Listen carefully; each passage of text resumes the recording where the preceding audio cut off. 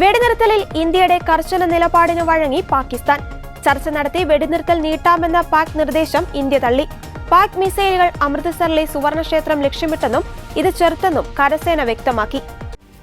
രക്തവും വെള്ളവും ഒരുമിച്ച് ഒഴുകില്ല. ഭീകരവാദത്തിനുള്ള പിന്തുണ അവസാനിപ്പിക്കാതെ ഒരു ചർച്ചയുമില്ലെന്നാണ് ഇന്ത്യയുടെ നിലപാട്.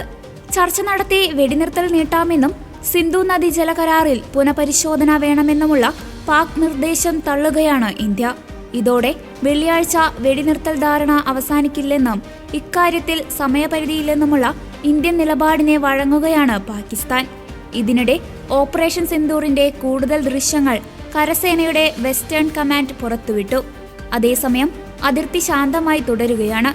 ഷെല്ലാക്രമണമോ മറ്റ് അനിഷ്ട സംഭവങ്ങളോ ഇന്നലെ രാത്രിയും റിപ്പോർട്ട് ചെയ്തില്ല. അതിർത്തിയിലെ സേനാ സാന്നിധ്യം കുറയ്ക്കുന്നതിൽ അല്ലാതെ ഒരു രാഷ്ട്രീയ വിഷയവും സേനകൾ ചർച്ച ചെയ്യേണ്ട എന്നാണ് ഇന്ത്യയുടെ നിലപാട്.